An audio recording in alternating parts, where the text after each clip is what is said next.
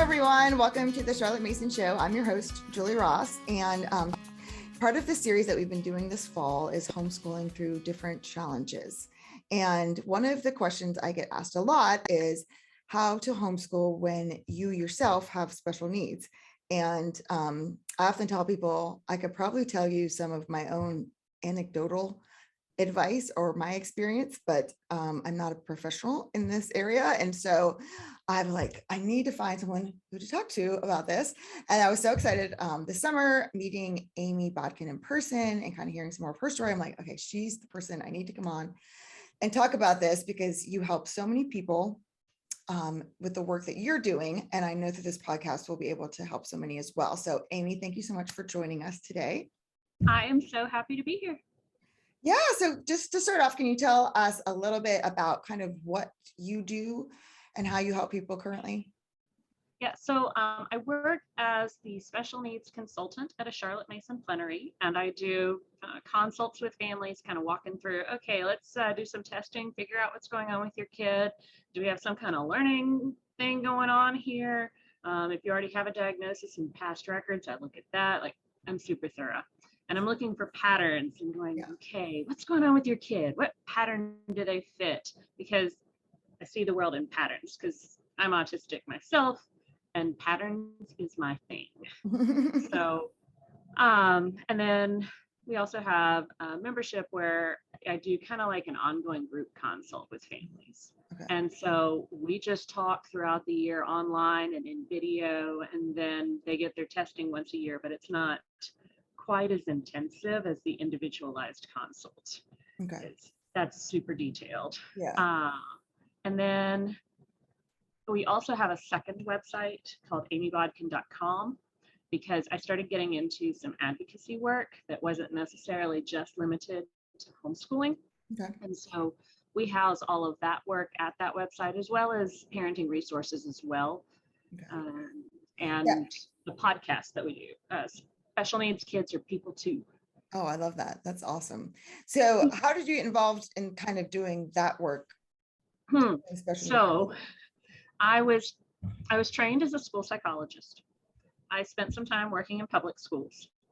Then when my kids were born, I spent some time consulting with private schools. Okay. And then a few years ago, I contacted Rachel and said, Rachel, I love these form guides at a Charlotte Mason plenary. These are amazing for a special needs family because they help you adapt. And, you know, any curriculum or make your own, whatever. Yeah. And anyway, she was like, well, what could make them better? And I said, if you approached it developmentally. And she's like, ooh, tell me more. So yeah. Well, if you think about it, well, the way I read Charlotte Mason from a developmental perspective, because when I read her, I'm thinking about all these research studies and stuff that I read when I was in graduate school. And it's so fascinating because she really was like up on her stuff. I know, because, it's incredible. Yeah, I mean, it's amazing because I can't point to any research that points to something that she said that's wrong. Yes, right. Which is impressive 100 years later. Not to mention, I mean, I have a hard time talking to my grandparents about neurons. Right. She was like all over this stuff. Yeah. And I'm like, wow. Yes. And a lot of the forms, they move developmentally. They move to a new form at a very specific like type of shift developmentally. Yes. And all that stuff was very new, the whole realm of psychology, but also that children have these patterns when they develop. Like that was just oh yeah, it's amazing. Yeah. Yeah. Amazing that she managed to like figure all this stuff out with what little research was available at the time. Mm-hmm. So that's great. And our schools are so sometimes sadly not developmentally appropriate, and so I love how she kind of structures things and adds different subjects and the way that she grows the child. Yeah, it's phenomenal. Right. Well, and also you have to, if you want to approach something developmentally, you have to respect the personhood of the child. Mm-hmm. And that's where we go wrong with the schools right now, because they're trying to see it as more of a system or an algorithm or a formula, and that's not personhood. No, that's not how kids work. We're not robots. Yeah. Yeah. Yeah. So anyways, I approached Charlotte Mason developmentally. And so I wrote an add-on to Rachel's form guides that are a developmental form guide that goes with those original form guides, any one of them pretty much. And it explains how each subject fits in developmentally, how you adapt for different kinds of learning disabilities, physical disabilities, basically almost anything you can think of. I tried to squeeze it all into one thing. So That's anyways. great. That's such an important needed space. Because even though Charlotte Mason says like this philosophy, these methods will work with all children, and she did work with some disadvantaged children, like the whole study of learning differences hadn't really come to be yet. So she didn't really understand like the different nuances of how the different disabilities would affect children, you know? And it does work. It's just you as a parent, you know, you kind of need to hone in on your kid and kind of adapt. So I love that you are doing that work. It's a very much needed space. And I'm definitely gonna have you come back on now because I'm super like, I just want to talk to you about all the developmental stuff, but we're gonna stay on track here. So good luck. talking, yeah, I know. About, so you can tell I have ADHD. There we go. I'm just gonna throw that out there. People haven't noticed as they listen to my podcast. I'm sure they've already figured that out, but yeah, so we will try to stay focused on what we're doing here. Well, it's not going to be very helpful having me because I also was diagnosed with ADHD, so we're really in trouble now. Yeah. So we apologize for the rabbit trails ahead of time. Just go along with us, people. Grab an extra cup of coffee and just come join the fun ride over here as we keep more going. coffee. Yes, coffee helps. So yeah, so if you wouldn't mind just kind of telling us a little bit about your story and kind of some of the needs that you have, and then kind of how, yeah, just let's start with there, and then kind of how you got into homeschooling as well. Okay, so when I was a kid, I was diagnosed with ADHD when I was like 7, and which is surprising because that wasn't as common back when we were born. It wasn't. It was that bad. It was really bad. My 6-year-old teacher, actually, she just always said, I just assumed she was an upside down learner because she spent all day upside down in her chair. But when I got to 2nd grade, the work got real, and it started to be a real problem. I think I was on the highest dose of stimulants as a kid in my entire school, despite being one of the smaller children. So it was a significant issue. Yeah. And still is if I've had too much coffee, chocolate, and sugar. I just make it work for me. Yes, right. Then when my kids were born, we started noticing things in them. And my oldest was so much like me that in order to go through the process of getting her evaluated, I had to actually come to grips with the fact that if she was getting an autism diagnosis, then I had to be autistic because we were just too similar. And I could not walk her through that process until I processed my own feelings. Wow. And so when she was diagnosed, that was also the time that I was diagnosed. Wow. So you were an adult at this time. Yeah, I was an adult by the time this all got sorted out. And it's been and gone through grad school. Oh yeah, I got through graduate school psychology. Okay, right. Yeah. However, I will say my head professor, she changed the way she taught when I was in her class. Wow. Because she got tired of me interrupting her and asking her to repeat things and how to spell things and all of those kinds of things. So she was never a PowerPoint person, but she made PowerPoints for my classes because otherwise we'd be there all day long. Wow. Yeah, those are so helpful, right? Yeah. So, and that was one of the benefits of being in school psychology, because they were great at making adaptations for me, even sometimes without me asking. It wasn't really like figured out at that time. And a lot of that is, I think, goes along with being female. Yeah. Yeah. You know, we've got all these little mama hen, little girls who love to like take you under their wing and stuff. And you just learn so many social skills as a girl that you don't tend to learn playing football with the boys. Yeah. Right. And so you kind of learn to mask. That's what we call it in the autism community, to wear a mask. And it's not good for you. But that's basically what I learned to do as a kid. Okay, this is what they're doing, so this is how I should be, which makes it difficult because then you're like, but who am I Yes. when the mask is gone? Yeah. And that actually leads to a lot of trauma and significant health problems for autistic adults. There is a thing we call autistic burnout that happens, generally speaking, in young adulthood, where we've basically been masking our whole lives and we can't do it anymore, and everything shuts down. And it varies from person to person. Some people lose the ability to talk. Wow. Some people lose the ability to like physically function, like do things. For me, I ended up with significant health problems and was homebound for a year, and it wasn't necessarily totally bedbound. It kind of depended on the day. But I was in my bed a lot. And I had a lot of autoimmune conditions that kind of played into that. Beforehand, though, because I forgot this part, I had already been diagnosed with an auditory processing disorder, and I wasn't diagnosed with dyslexia. That little nugget came along later. I'm like, oh, it all makes sense now why I had so much trouble with spelling and reading and stuff. Yeah, and there's all kinds of like funny little stories from when I was a kid. Like, do you ever remember writing those number things, like where you write 1 to 100 on one page, and then you write 101 to 200, and you get a little number badge when you're in kindergarten? Yeah. Okay, and like some of the kids would go up to like 2,000 or 3,000. Well, yeah. So I got one badge the whole year because I kept writing from 1 to 100 over and over again because I couldn't figure out that we were supposed to move on to the next 100. Yeah, I know. I'm like, I think that was a sign that there might have been an issue. Yeah. Or your teacher needed to be more on top of it. But yeah. And also, so when I was in school, special education had only just started, and I was at a private school. Okay. So there, like, I had teachers who cared about me and they did the best they could. But as far as like any kind of like training or knowledge about what they should do, up until 1975, we were still sending children to mental institutions and locking them up.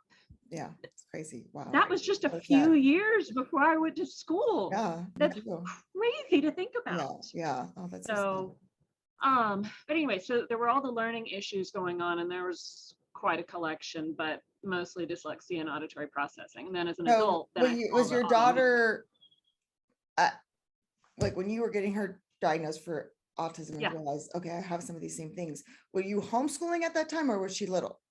This was before we were homeschooling. Okay. She was teeny tiny. So when she was diagnosed, they weren't, now they do a number grading system for autism, which is kind of dumb, I think, because it's basically saying, well, how much are you affected by autism? I'm like, how much you're affected depends on your environment and what's going on. So how can you just say, oh, well, you're very affected or you're mildly affected?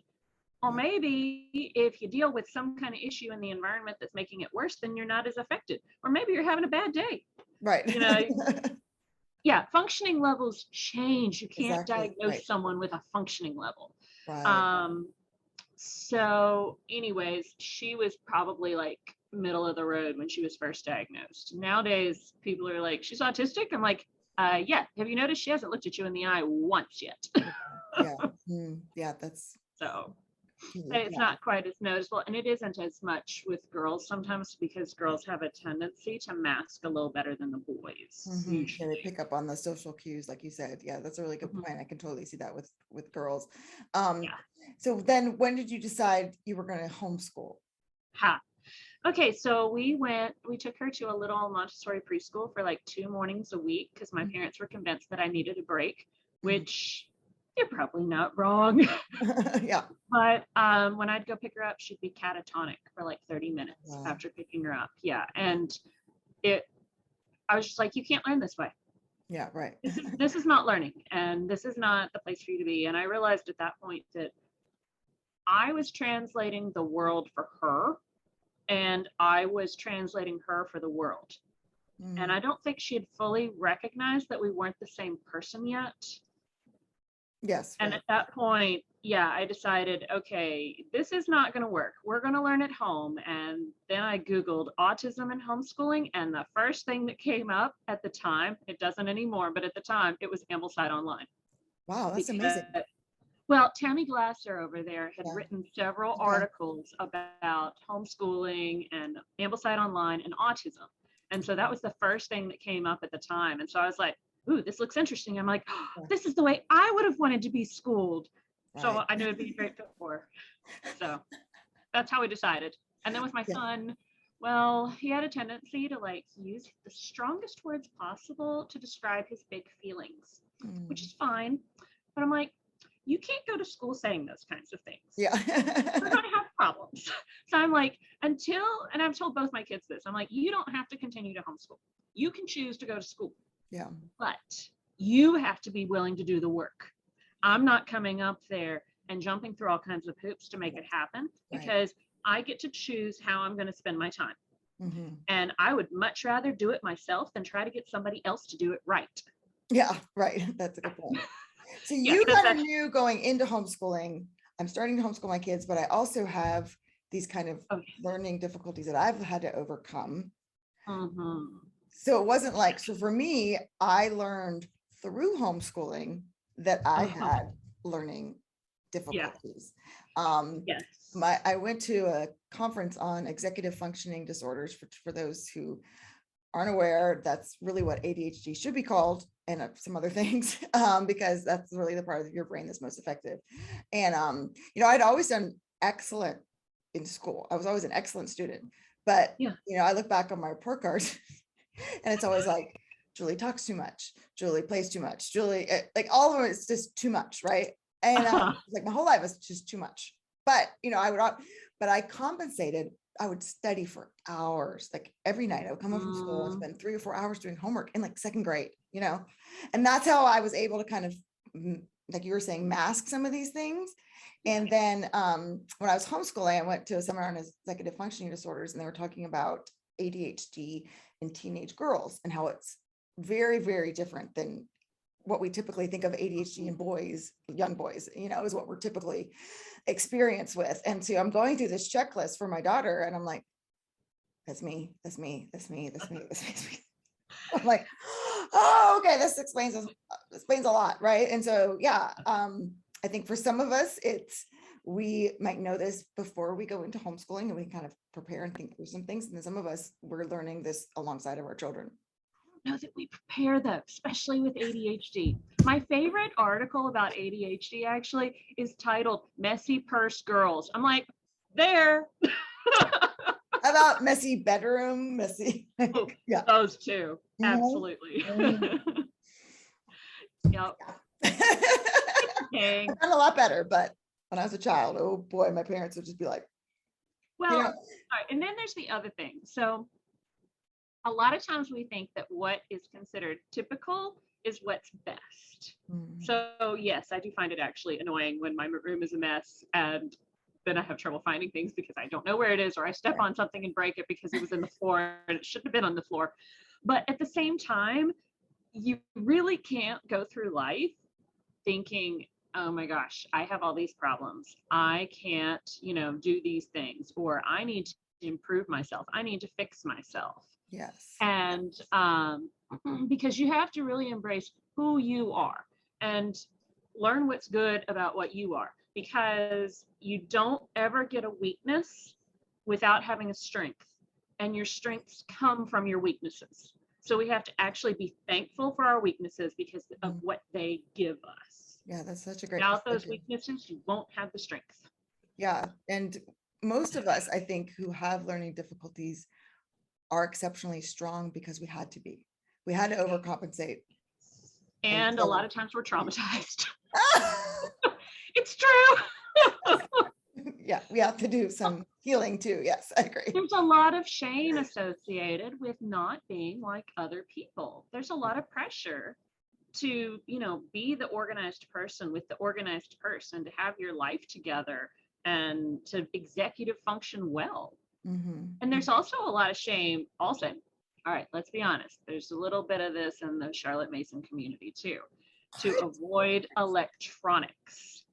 that is my brain. I have outsourced all Oh, executive yes. functioning to Yes. that. I'm like, yes, we have smartphones. I'm so I have a thankful. way of So functioning. thankful. I can't tell you how many I times know. the doctor office would be called, like, you were all supposed to be here for an appointment about 15 minutes ago. And I'm like, oh, Shoot. yes, like We Google forgot it Calendar with the again. little notifications. It's like, this is the best thing Yeah. ever, you know? Well, Yeah, and the paper calendar is great, except for the fact if you I don't look at lose it, or you put it down, or you forgot to look at it, or you didn't write it on the right day. I mean, right. There's a lot of I love steps the little that are involved. zooms. But I love what you Yeah, I said love them. about focusing on our strengths. Yeah. I talk about that all the time, just with homeschooling in general, whether you have a learning difficulty or not, right? You have to focus on your strengths, because we can beat ourselves up more than anybody I've ever met my whole life. Homeschool moms, like we get gold stars for beating ourselves up, but you know what? That does you absolutely no good. And we think if I beat myself up more, I'll become better. Like, where does that work in life? Like, maybe if you're watching like college basketball and the coach is screaming at them and you're like, oh, but they're really good basketball players, so that must be an effective way. But you know this with like parenting and life, like you want to do better for people who love you and care for you and encourage you and are your cheerleaders, right? So be your own cheerleader. Yes. Be your own cheerleader. Yes. Own it. Love it. And I think you had written me an email. I don't know if you have that accessible. I have it pulled up. Yeah. Do you mind reading that? Because I think I Yeah. love what you said about us not thinking that we're broken. That was Right. huge. Yeah. Exactly. And you're right. It does play into the fact that as homeschool parents, this kind of stuff plays out in our homeschool. So what I wrote you is, this time of year, lots of moms are taking their homeschool plans out for a spin and discovering that they're not working. The gut response is to always feel shame and guilt that maybe we aren't enough. Most of the time, I find that we are not honoring the personhood of the people in our home. Sometimes it's not honoring our children's personhood, but a lot of times it's not honoring our own personhood. We are harder on ourselves than just about anyone else. We feel that we are broken and need to be fixed because we have received that message in childhood when we don't learn and do things like everyone else. And then we see all the talk about habit training and immediately think, oh, this is how I fix me. No, you do not need to be fixed. Charlotte Mason knew that if we provided our children and ourselves with a healthy diet of all the things we need to grow and learn, that our brain will not be able to help but grow and learn. You as a mom will grow and learn too, but it isn't through efforts of trying to fix what is wrong with you. You will grow and learn when you honor the person you are and provide yourself with the nourishment you need to grow. No ADHD mom is going to thrive trying to keep a rigid schedule because we can't maintain it. They don't have the executive functioning for that. But over time, when the ADHD mom honors who she is, she will find what works to help her executive functioning better. So yeah, that was so beautiful. So beautiful. Yeah. it's so critical. And honestly, I think learning to love ourselves is probably the like biggest need for most moms who have any kind of learning difference, because we've received those messages in childhood. And that's probably one of the things that we need to bring into our homeschool the most. Yes. And that's actually something I talk about with my kids all the time. So they have completely opposite learning disabilities. Like they are the extremes and the opposite ends. One is a highly visual learner, one is not, and a highly verbal learner. And so we actually sit around talking a lot of times about how, well, you know, you read really well, but your sister is really good at reading comprehension. You can't say you're my sports kid and you're my academic kid, because that's comparing apples and oranges. Yeah. But we can talk about how, well, you know, you really enjoy music and you really enjoy art, or, you know, that's not something that's really my skill set, but you know what? I'm great at this. Yeah. And, you know, by celebrating each other's differences and then appreciating the things that each other is good at, then we can appreciate who we are. Yeah. And let go of some of this baggage. But there's nothing worse than growing up and basically being constantly impacted by past shame, because it gets kind of woven into the fabric of our brains. Yeah, neuroscience has proven that, right? Yeah, and so then you move forward I'm taking actually a Krav Maga class right now. And we've got a couple adults in there. It's Israeli self-defense. Oh, It's wow. so Okay. fun. You get to like Awesome. beat people up. Yes. A great way Where to do get I out sign up? aggression and frustration. Yes, I love that. Every homeschool mom should be doing it. No. Yeah.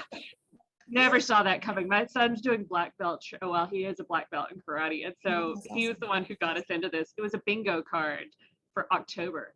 Parents take a free Krav Maga class. We signed up and we're like, let's stay. This is kind of fun. That's awesome. But there's other adults in there who have learning differences and had learning differences as children, and their experiences, like things like being told, asking questions is bad, or stop asking so many questions. Yes. Those kinds of things, they get internalized, and then they play out when you're an adult in a class, and then somebody can say something and it won't be anything that would bother somebody else, but it will cause you to shut down because of your past shame. And that's a problem. We don't want our kids moving forward in life with that. And so, it's something, it's kind of, see, you have a special strength, because as a homeschooling parent with learning differences, you know these things, right, and you get it better than anybody else. Yes, you have empathy. And so, yeah, it makes it much easier in some ways to parent kids like that. Yeah, that's a great strength, right? Yeah. So, yeah, it can still be a challenge. Like I said, I've got one who's just like me and the other one's completely opposite. There's definitely been a learning curve, and I've found a new respect for parents trying to raise someone with a different diagnosis than them. Because you have to get your mind inside, okay, well, how are they thinking? How are they seeing it? Because that's what helps you like figure out how to help them. Yeah, I think that's a super great point, and we'll get into the practical here in a second, but I want to just kind of reinforce what you're saying here, because so many moms are like, I have ADHD or I have some other struggle, and I need help. I need to know what to do. And I'm going to agree with you. The number one thing you have to work through is your own mindset and the way that you view yourself. Yes. We can give you 50 million strategies for what to do during your day. You can get rid of that curriculum and buy another curriculum. You're going to have to keep running into the same wall because you're still there. And so if you don't work on dealing with these, like you're saying, like the shame and the guilt and the way that you're viewing yourself and the stories that you're telling to yourself and the way that you're talking to yourself, all those other outside things are not going to make a difference. And Charlotte Mason talks about that education is an atmosphere. And one of the articles says that the atmosphere of our home, it kind of permeates from us. So if we're not dealing with this stuff, it doesn't matter what else we do, that atmosphere is not going to change magically unless we work on ourselves. So I want to iterate. Well, and I got to tell you one other story that goes right off of that. So I told you that when I was in my young adulthood, like late 20s, early 30s, I had an autistic burnout where I ended up with significant health problems, like highly immune compromised, so many issues, and they were not very well defined. My kids also had similar issues. So I had been struggling with this for years, been homebound for a year. I read a book called Childhood Disrupted, which I recommend to everybody. And it talks about how trauma in childhood gets woven into our brains and causes issues. Well, I found that one of the things that helped was yoga. So I started doing yoga. Oh, yes. And like 5 months later, yeah, exactly. 5 months later, I go into the immunologist and he's like, what have you been doing? And I'm like, I've been doing yoga. He's like, go home and do more yoga and let's check your numbers again in a month. So I did. I came back. He's like, your numbers are completely normal. Wow. You're being released from my care. And what's funny is, it is, but also I did not have my kids do yoga or anything like that. Like no therapy, no yoga. But me doing that improved their health. Wow. Because the atmosphere I provided was not healthy for me. And it wasn't healthy for them either. Right. So when we have these chronic health issues, anxiety, which goes along so much with all of these kinds of things, that is part of your atmosphere. And I tell people a lot of times, you have to deal with your stuff. Yes. And you may not get it all dealt with, but every step you take is one less step your kids have to take, because we pass those things down. Oh yeah. So, and I know most moms, they will do anything for their kids, but you ask them to do something for themselves and it's not going to happen. Nope. But if you think I about it don't have from your time for kids, that. I'm like, you don't have time not to. I'm sorry. Exactly. So if you can't make yourself do it for yourself, make yourself do it for your kids. Right. Yeah. Take I love that extra spin. That's step. good. Yes. Yeah. It's all how you sell it. Exactly. That's what you need to tell yourself. I'm doing yoga for the kids. I'm going to the gym That's for the right. kids. I'm going to see a counselor for the kids. Yeah, all about that atmosphere, though, setting up your atmosphere. Yeah, that's huge. So important. So what were some things that kind of helped you as you started homeschooling, to kind of, I don't want to say, just build on the strengths that you have, or that way? All right. Well, I will admit that when I first got started, it took a long time for me to take everything that I had learned and experienced over the last, my life, and let it all come together. Like, it took a while of taking it out there and trying different things. And on the bright side, when I do consults now, I've already done some of that. So I'd say, hey, here's a shortcut. Yeah. Try this instead. Because I've tried them all now. At least that's what it feels like. Yeah. Well, sometimes you have to learn by trial by error, right? Yeah. And there's a lot of little tricks I came up with for myself. One of the things I did in college and graduate school was I color coded all of my books and folders, because otherwise I would show up to the wrong class with the wrong things. And I found that color was a really good tool for me. So my children are color coded. My daughter is red, my son is blue, and it is because it's sexist, but it's the easiest way for me to remember. And then my husband decided to mess with me and made my toothbrush blue and his red. Okay. And I couldn't remember which toothbrush was mine. He eventually wrote my name on it because he had messed up my color system. You need your own different color. Yeah. Yeah. So they have like bags that would sit by the door. One's red, one's blue, of their music stuff, and then bags for schoolwork they could take with them in the car. One was red, one was blue. I also found, though, that like the way we homeschooled was different. When they were smaller and going through therapy, we homeschooled in the car. They were in a 5-point harness system, not going anywhere, and didn't have a lot of distractions. And we were already busy going and driving the therapy bus anyways. Right. Yeah. With each kid, I had to find what worked for them. But for me, I think honestly, most of it was learning to accept myself and appreciate myself. And then finding the things that helped me function best. I also prioritize sleep and self-care. Like, our kids sleep a long time. I do not like waking them up. No, I don't like my kids. I'm not picky about, we've got to be up and started by 6 a.m. That is not, no. I ain't up at 6 a.m. No. Yeah, but they need to learn that their sleep is important, that their physical needs are important, that their mental health needs are important.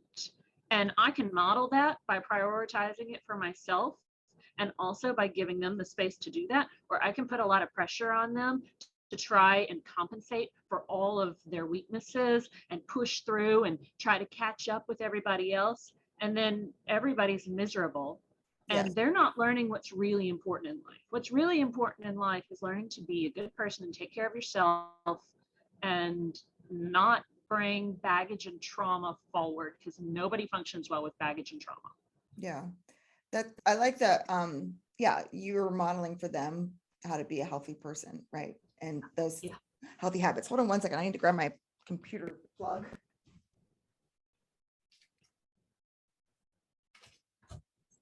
Realized I did not charge my computer. So, one of those things that's important. I think for me, what really helped, like you were saying, like not like if you have ADHD or rigid schedules, probably not the best idea. At first I was constantly trying to redo things. I was looking on Pinterest for fun ideas and printing things out at midnight. And tomorrow we're going to read this routine wasn't, or this schedule wasn't working. So now we're going to do this whole new thing. And we do it really well for like a week. And then, it would all fall apart. So what really helped me was getting to have a rhythm for our day. Yes, that And was then huge. what happens in there, we can be flexible. But we start with morning time, we do these subjects in this order, we end our day with lunch and kind of a read aloud thing, handicrafts, nature study, whatever. And then, whatever happens in those kind of pieces can be different, but like we have this flow and we've been doing it for years now. So it takes that time to find that rhythm, and it's allowing yourself that time and not feeling so much pressure of, oh my gosh, I have to figure it out. I have to figure it all in the first month of homeschooling. No, you don't. Right. Yeah, and actually, I have a rhythm that we use at our house too, and it did take me a long time to find it. Now, I have a little bit different situation than a lot of people because, like I said, my kids have completely opposite learning differences. Like, you cannot get more opposite. And that was what gave me problems with using a lot of curriculums. That's why I ended up finding Rachel's form guides, because I had one who had extremely high comprehension but could read to herself. Like, I read her the original, well, not the original, but like one of the main like translations of Arabian Nights when she was 9. Like, crazy high comprehension. But then my other one, he started reading by 2. Wow. But comprehension wise, you'd ask him what the story was about, he'd have absolutely no idea. Yeah. And so trying to homeschool 2 children with the same curriculum who are that different was really challenging. Sure. And so I could adapt things. It was just adapting for 2 is harder. So anyways, eventually what I did was I started just making book lists. I'm like, we want to study this. These books sound good. Here's some picture books and chapter books, and throw them all on there. And it wasn't even books that I was necessarily going to read. So I was like, these are the ones that sound like a good idea. We'll write them down, and then we'll mark the ones that we actually did. And then when I turn in my homeschool evaluation stuff, I'll say, this is what we read. This is what we did. Yep. And they don't know what I didn't do. Exactly. That's how I do my planning too. I plan based on what we did last week. It takes me 30 minutes. I made a video back when I had 5 kids that I was planning for. And it took me 30 minutes because it was just like, okay, here's what we did last week. And we're just going to keep going rather than focusing on, well, I didn't do that. And I didn't do that. And I didn't do that. No, just keep going. Trying to knock it into like time frames and scheduling out things, that is where my brain starts going, huh? But you've done a really good job with the way you've done that with a gentle feast, because I have quite a few families that I work with who use a gentle feast. Well, thank you. And I find that it's very accessible. So. Oh, thank you. I appreciate that. I feel like the Charlotte Mason way of homeschooling is very wonderful for a homeschooling parent who might struggle as well, because there is just so many life-giving ideas and beauty in this style of education that, like, again, like you were saying, it's shaping you as a person. And so it's not checking off all these boxes and we got to get through all these things. You can kind of breathe, but you're also growing as your children are growing. And I do love her habit training. It has helped me tremendously to get things in order for myself. And with my kids, it's like, hey, I'm working on this thing too, man. Like, we got to make sure we put the shoes here, and so that we all can find the shoes, Exactly. We drop everything as soon as we come in the door. Otherwise, I don't know where it went. Exactly. Yes. And, having these kind of routines that we do, like you're saying, are so tremendously helpful that I think it takes a lot of the pressure off as well, that we are all learning and growing together, and kind of see it as this process and this journey that we're all on, and we don't have to have everything figured out right away. Learning and growing is good, and habit training is good. The danger is learning to not do it because you're trying to fix yourself because you feel broken. If you can get off of that and be like, I want to find what works for me in this, and what works for one person to develop one habit may not work for you. So you can read all the books you want, but it might not be designed for the way your brain thinks, and that's okay. It's about finding what works for you. And I do that with my kids too, because like, our goal is to help you find what works to be able to do this. Mhm. It is not to teach you to do it my way perfectly. Yes, right. That's good. Yeah. Do you have any kind of last minute encouragement for moms who might be kind of in the trenches and going, I don't know how to cope here. It's too overwhelming. I don't know if I can keep doing this. Stop. I promise you, if you stop, you won't ruin your child. Yeah. No, but seriously, stopping and taking a break, taking time to reassess, taking time to chill out and take care of you and take care of, just basic physical, emotional needs. Mhm. That's important. And then, you know what? Add a little bit back.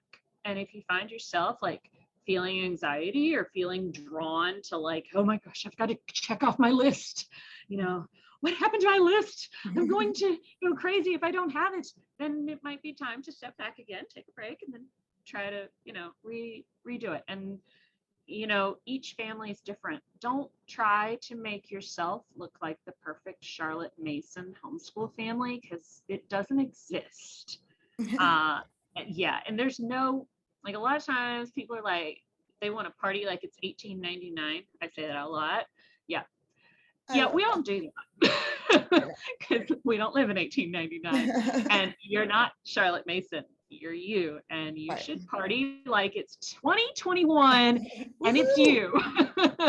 So, find what works for you. And there's all kinds of wonderful like things that we have that Charlotte Mason didn't have, like cell phones. Cell phones can be a wonderful gift. It's how you use it. It's a tool. So take those tools and see what works for you best, and give yourself permission to do something different. And if it honors personhood, then you're having a Charlotte Mason education, because that's really like all of the 20 principles, they boil down to the first one. It's just kind of dictating, hey, yeah, how you treat your child, the kind of atmosphere you provide. Yeah, that's about honoring personhood. Oh yeah, so reading books to your children instead of like telling them what they need to memorize, that's about honoring personhood. Learning to use our will and our reason, that's about honoring personhood. So if you're honoring personhood, you're doing a good job. Don't let anybody else tell you differently. Yeah, that's great. I think it's really important to, again, going back to, I don't know if you're familiar with the whole term, like the growth mindset, right? We have a fixed mindset of, okay, I have this problem, and like you were saying, like I'm broken, or this is something that I can't homeschool because of XYZ, and whereas this is where I'm starting from. I'm always growing and learning, and I'm doing the best that I can. And having that kind of, we're going to get there, and that this is this process, like it's like a marathon here, people. You have lots of years, trust me. It's the journey to work through it. And that's the beautiful part of it, right? Is that, and that it's okay, to tell your kids like, hey, I'm struggling today. I'm having a really hard time focusing here, or I'm having a really hard time getting going. Why don't we go ride bikes or jump on the trampoline, or, the strategies that we would use for them.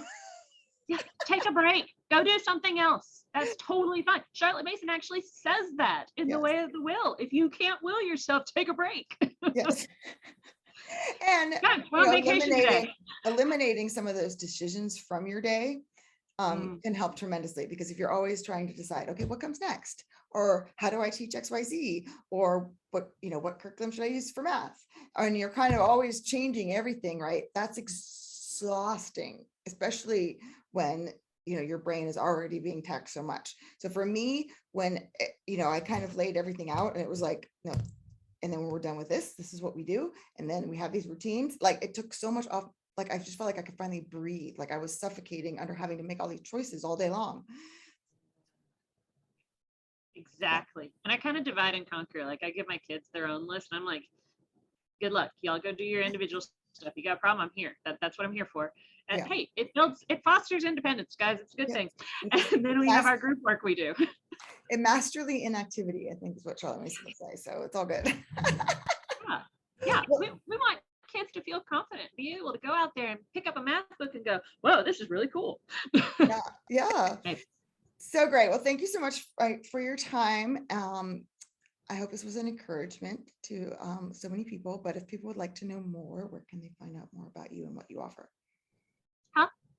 If people would like to Sorry, know more, where can they find more about you and what you offer?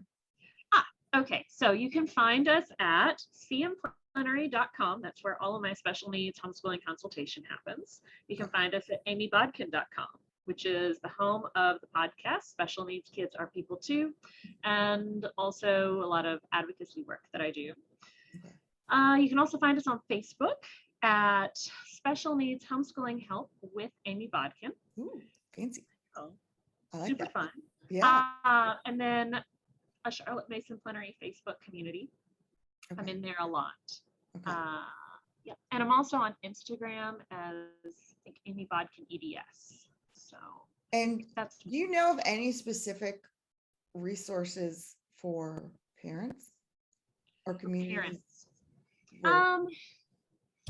So there's a lot of books out there that talk about, oh, well, this is how you address this. And for the most part, they do tend to focus on kids. But quite honestly, I find that most of them, they're coming from more of a professional perspective, and they tend to kind of make you feel broken most of the time. Okay. I've read a bunch of those. I kind of avoid them now.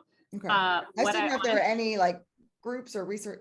There should be for homeschooling parents who struggle. Like, you know, like groups, I think are helpful. And so honestly, like for the special needs homeschooling help with Amy Bodkin group on Facebook, and also for the special needs membership that we have through a Charlotte Mason Plenary, both of those are open to anybody who has any kind of special need. And what that means is special needs includes learning disabilities, includes developmental disabilities, includes physical disabilities, it includes chronic health problems, it includes trauma, it includes the children having those things, it includes the parents having those things. Yeah. So it is open. Thank you for clarifying that it's for both. That's helpful. Yeah. Yeah. So I tend to like keep special needs as being more like all inclusive, because the truth is we all have special needs at some point in our life. Yeah, most of us, yes. That's why I'm doing this series, because I'm like, this is life, right? We can't separate life from homeschooling. So when and if you can make it out of life without trauma, overcome, right? If you make it out of life without trauma, then I'm super impressed. Yes. I don't know how you did it. Come back and tell us all. Yeah, seriously. So it impacts everybody and everything we do. And so those special needs groups, they are open to anybody. Gifted, everything's rolled into one. It's when we separate each other out, we're otherizing other people. But when we recognize that we're all facing the same kinds of problems, dressed up different ways, then we're able to really support each other best. Okay. Yeah, well, thank you so much for your time. And I hope people could check those out if they would like some more information. It was a pleasure.